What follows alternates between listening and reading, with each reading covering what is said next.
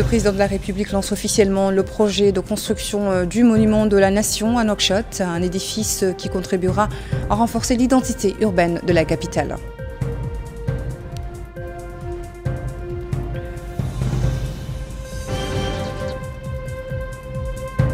Mohamed Oucher El Ghazouani pose également la première pierre du nouveau siège de l'Agence nationale de l'aviation civile à Nouakchott, ainsi que celle des travaux de réhabilitation, de restauration des deux lacs dans la Mourata de Riyad et le Sepra. Le Premier ministre reçoit une délégation de la République populaire de Chine, renforcer les relations de coopération unissant les deux pays et les élargir dans les domaines d'investissement des secteurs populaires.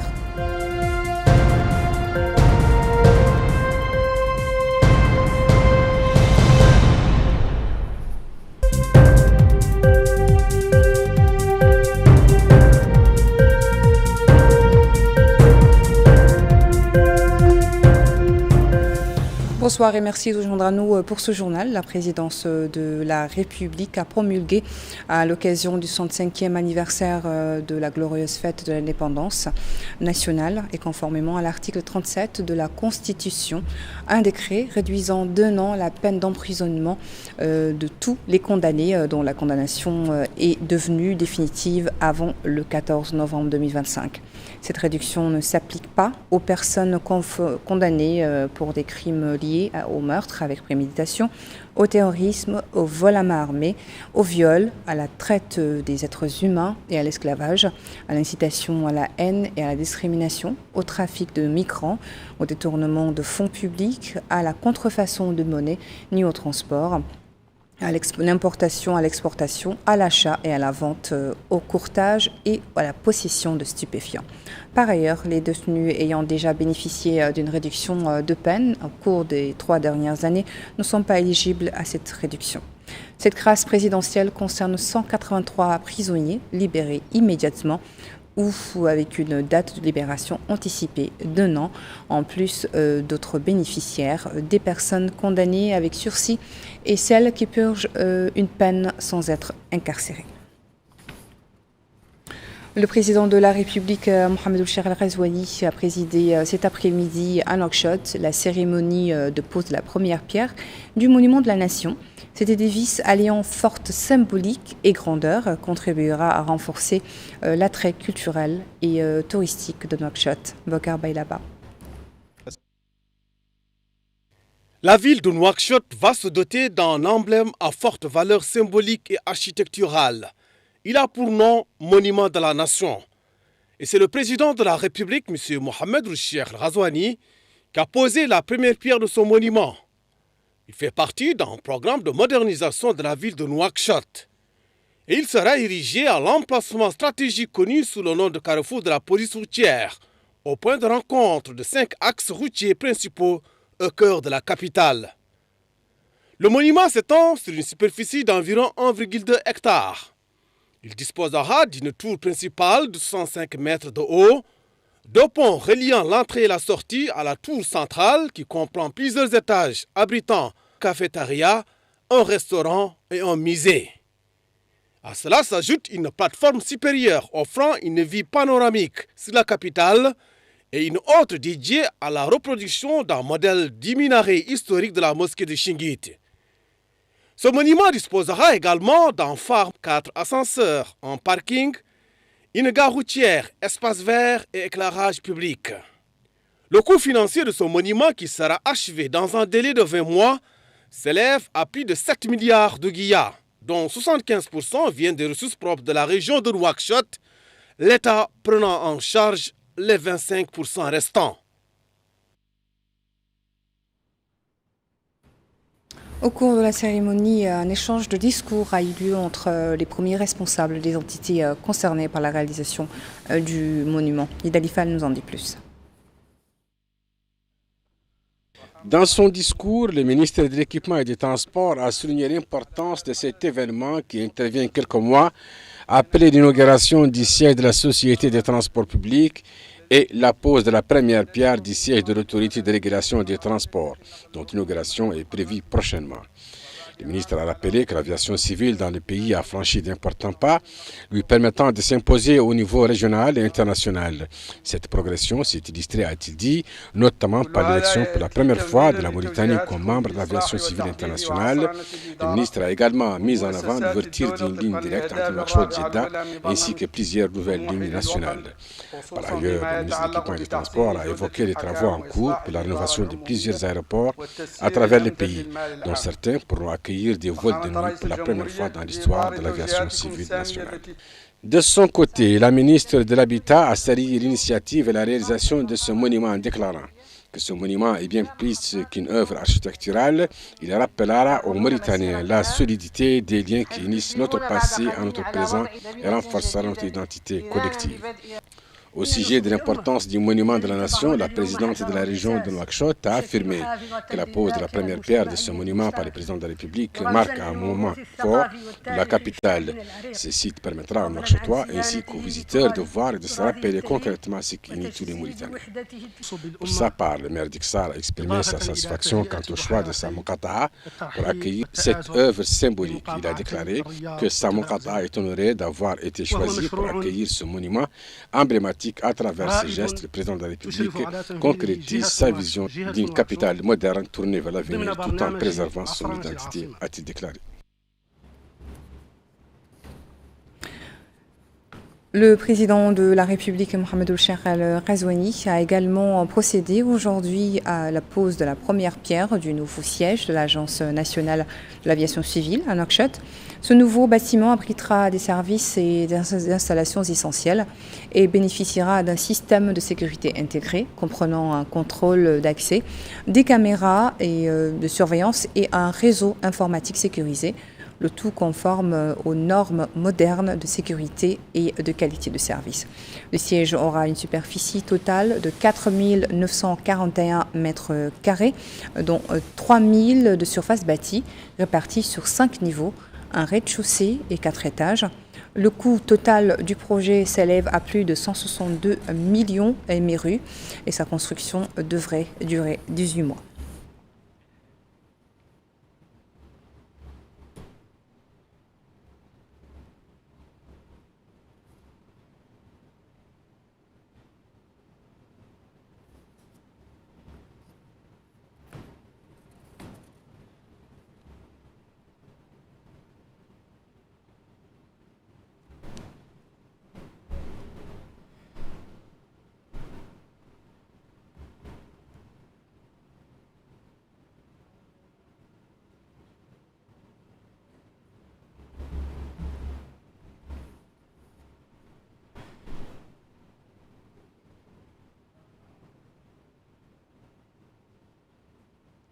Le président a procédé ce soir au lancement des travaux de réhabilitation et de restauration des deux lacs, l'un dans la Mourata de Riyad, wilaya de Nouakchott Sud, et l'autre dans la Mourata de Sebra, wilaya de Nouakchott Ouest. La réhabilitation et la restauration de ces deux lacs s'inscrivent dans le cadre du programme d'urgence pour le développement de la ville de Nouakchott. Le président a reçu des informations techniques sur les deux projets. Le lac Tarazour, dans la Mourata de Sebra, couvre une superficie de 15 hectares, tandis que la superficie de Riyad, une fois réhabilitée, est de 31 hectares.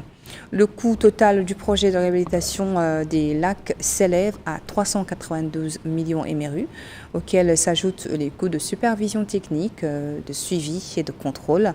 Le projet devrait durer 16 mois, après quoi les deux zones seront transformées en un espace de loisirs, d'éducation à l'environnement et de préservation de la biodiversité. Les travaux prévus comprennent la création de nombreuses infrastructures dans un centre de découverte et de promotion du patrimoine naturel, des bâtiments de repos, des restaurants et cafés pour les visiteurs, des parcs, des aires de loisirs, des aires de jeux également pour enfants, crèches et ponts, passerelles également piétonnes soulevées par des parkings ainsi que d'autres équipements garantissant la pérennité de ces installations. Direction la wilaya de Tizi Zemmour qui se prépare à recevoir le président Mohamed Ould-Cheikh Al-Ghazouani qui procédera également l'inauguration de plusieurs infrastructures et centres de services dans cette wilaya. Les préparatifs vont bon train pour une réception digne du président. Bokar là-bas.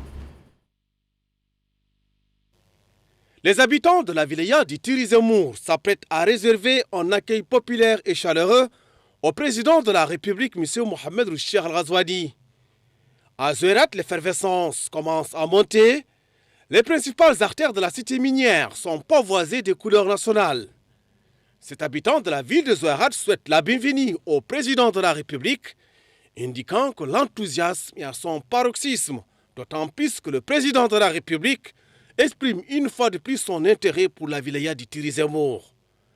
Habitant de la Moukata d'Iftérik, cet homme affirme lui aussi que cette visite présidentielle permettra de donner un nouvel élan pour le développement économique et social local. D'autres habitants de la wilaya du Tizi Zemmour s'accordent à affirmer que les projets de développement au cœur de cette visite présidentielle sont en phase avec les aspirations, espérant à davantage de services essentiels comme l'eau, santé, électricité, entre autres. En somme, la ville de Zouerat a fait peau neuve. Les autorités locales cherchent à projeter une image de maîtrise et de soutien populaire inconditionnel. À la veille de la visite du président de la République dans la wilaya, les populations de Tizi Zemmour se félicitent déjà de l'événement, considérant son arrivée dans la wilaya comme une victoire, car il a tenu les promesses, les engagements qu'il avait pris. Tous remercient le président de la République pour la priorité qu'il donne à la wilaya, qui a bénéficié de la première du programme Aulewiyati, mes priorités, et apprécient les interventions exécutées ici, qu'il s'agisse de d'exploration artisanale de l'or, les solutions apportées à l'eau, l'électricité, notamment l'inauguration de 2 centrales solaires et thermiques, l'hôpital régional. Les citoyens ont salué les décisions prises par le président au sujet des infrastructures éducatives et l'amélioration des conditions des enseignants.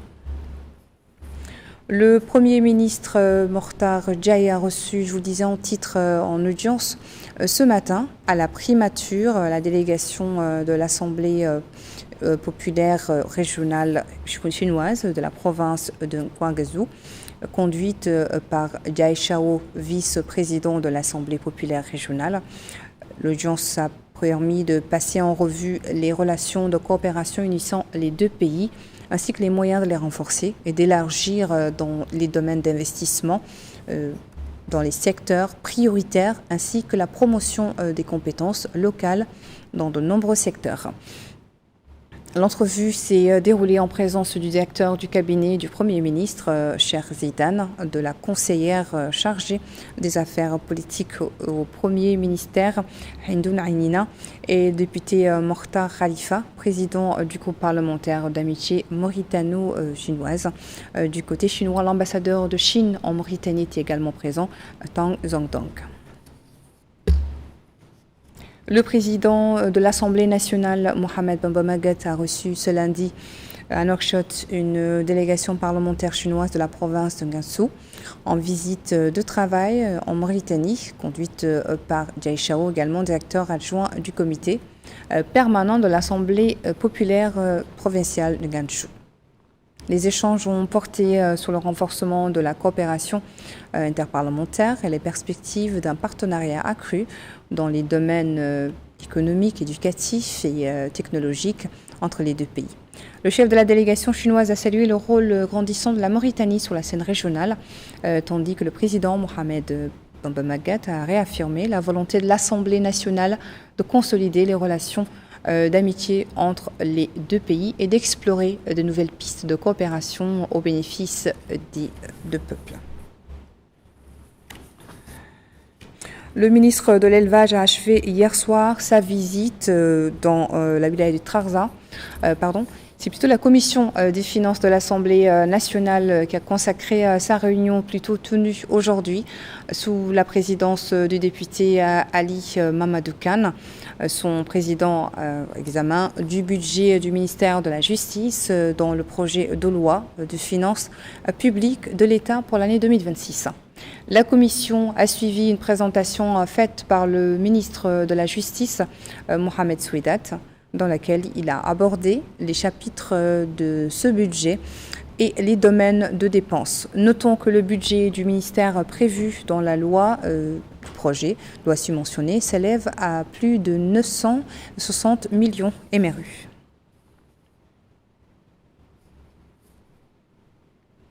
Le ministre de l'Élevage a achevé hier soir sa visite dans la wilaya du Trarza par une visite des activités d'une laiterie et d'une ferme bovine modèle ainsi que d'une unité de production de fourrage.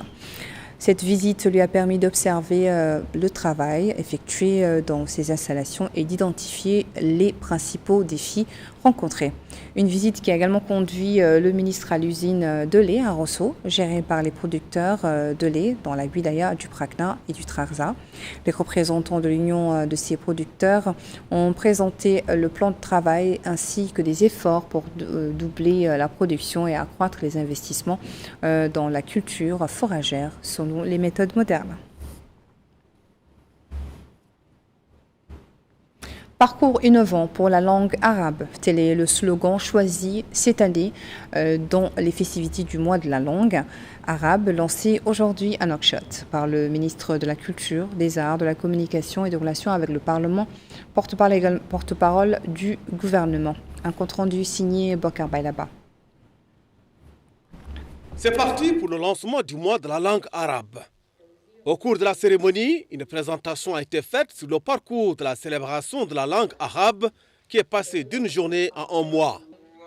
Et à cette occasion, le ministre de la Culture, des Arts, de la Communication et des Relations avec le Parlement, porte-parole du gouvernement, El Hussein El Medou, a souligné que cette rencontre revêt une signification profonde quant à l'importance que la Mauritanie accorde à la langue arabe et son souci de la préserver et de la diffuser, car elle est la langue du Coran, le réceptacle des valeurs et des connaissances et le point de communication entre les générations et les peuples. Il a également affirmé que la langue arabe en Mauritanie est une ambassade itinérante portée par les savants et les poètes de tous les temps et de tous les lieux qui ont diffusé sa lumière et ses connaissances, stimulé la créativité et affirmé son identité. À son tour, le président du Conseil de la langue arabe, Khalil El-Nahoui, a souligné l'intérêt qu'accorde l'État à la langue arabe et à la promotion de son statut dans le pays. D'autres intervenants se sont relayés pour souligner la pertinence du slogan « Parcours innovant pour la langue arabe ». Et la cérémonie a donné lieu à la remise de la clé d'accès numérique au dictionnaire historique de la langue arabe.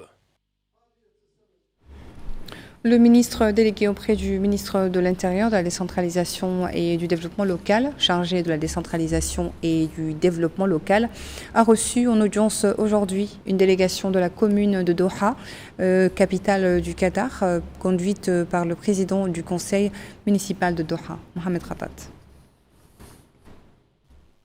C'est une réunion du ministre délégué auprès du ministre de l'Intérieur, de la décentralisation et du développement local, chargé de la décentralisation et du développement local, M. Yacoub Ould-Saloumval, avec le président du conseil municipal central de l'État du Qatar, M. Mohamed Ben Ali Al-Alba.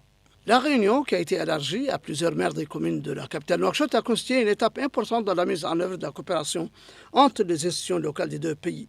L'occasion pour le ministre délégué auprès du ministre de l'Intérieur, de la décentralisation et du développement local, chargé de la décentralisation et du développement local, M. Yacoub Ould-Saloumval, de souligner que cette coopération stratégique vient concrétiser la vision des deux dirigeants des deux États, son Excellence le Président de la République, M. Mohamed El-Cheikh Al-Ghazouani, et l'émir de l'État du Qatar, Cheikh Tamim Ben Hamd Al-Thani, conformément aux priorités du gouvernement du Premier ministre, M. Mokhtar Ould-Diaye, visant à renforcer la décentralisation et l'ancrage des fondements du développement local durable. Ce partenariat prometteur est une étape importante, souligne-t-il, dans l'échange des expériences entre les institutions des deux pays et contribuer ainsi à l'amélioration des services municipaux et le développement global. De son côté, le président du conseil municipal central de l'État du Qatar, M. Mohamed Ben Ali Al-Alba, s'est félicité de la coopération permanente qui existe déjà entre les deux parties et a indiqué que cette rencontre témoigne de l'exemplarité du partenariat efficace et de l'échange d'expériences au service du développement, renforçant le travail communal commun, souhaitant plus de coordination dans l'intérêt des deux pays. Pour sa part, le président de l'association des maires de Nouakchott, M. Ahmed Ould Mohamed Cheikh Ould Ali, a souhaité la bienvenue au président du conseil municipal central de l'État du Qatar, faisant remarquer que cette visite ouvre de nouveaux horizons de renforcement de la coopération entre les deux peuples frères et leurs dirigeants, son Excellence le Président de la République, M. Mohamed Ould Cheikh Al-Qazouani, et l'émir de l'État du Qatar, Cheikh Tamim Ben Hamd Al Thani. Il a rappelé que les communes sont le portail du développement local qui font le développement global au service du citoyen et de tous les pays. Précisons que ce n'est pas par hasard que l'avènement des communes fut la première étape de la démocratie dans les deux États. Les participants à la rencontre s'attendent à ce que les pourparlers ouvrent de nouvelles perspectives et renforcent le partenariat entre les deux pays.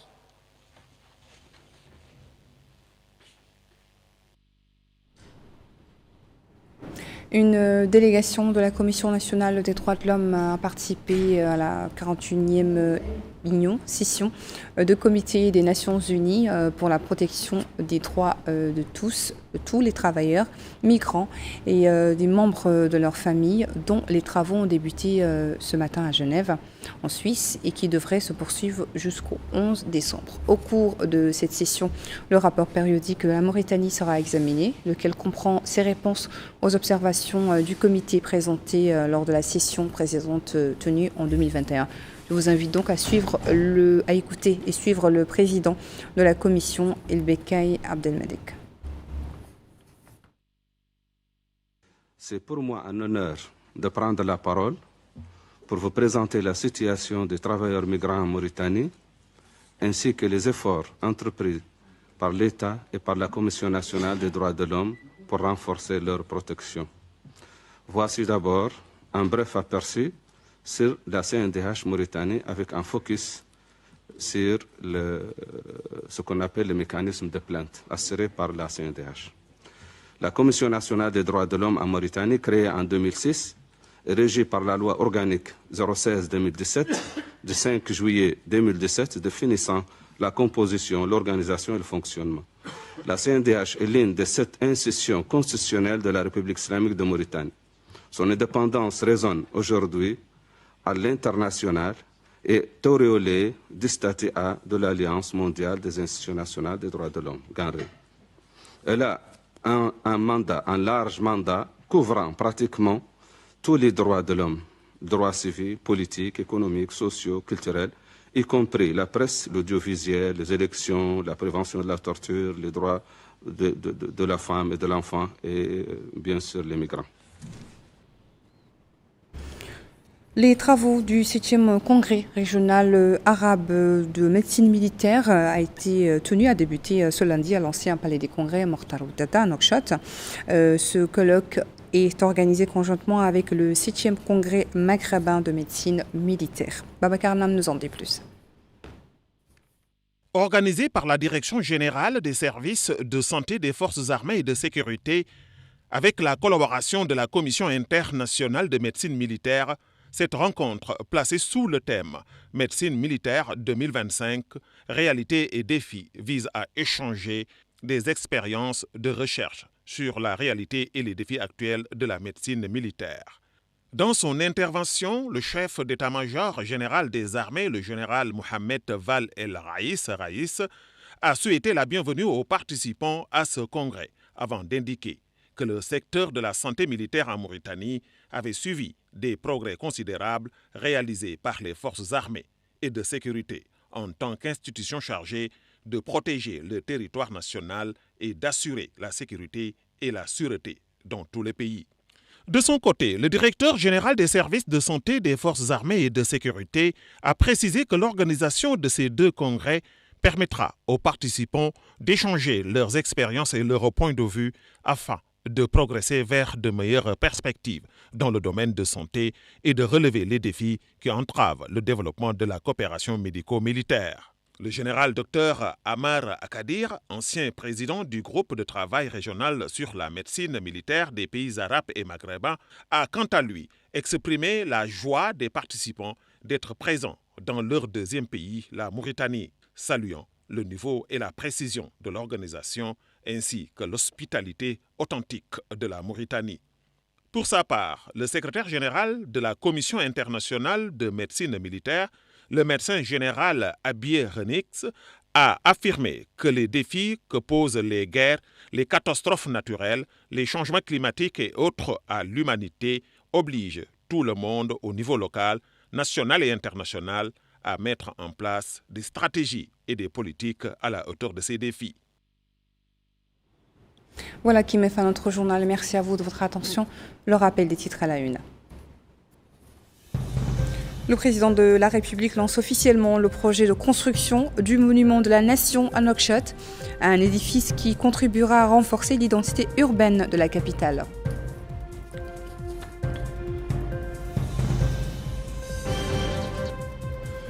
Mohamedou Cheikh El Ghazouani pose également la première pierre du nouveau siège de l'Agence nationale de l'aviation civile à Nouakchott, ainsi que celle des travaux de réhabilitation et de restauration des deux lacs dans la Mourata de Riyad et de Sebra. Le Premier ministre reçoit une délégation de la République populaire de Chine et passer en revue les relations de coopération unissant les deux pays et les moyens de renforcer et d'élargir dans les domaines d'investissement des secteurs prioritaires. Merci et je vous souhaite à tous une excellente semaine en compagnie des programmes d'El Mauritania. Bonne soirée.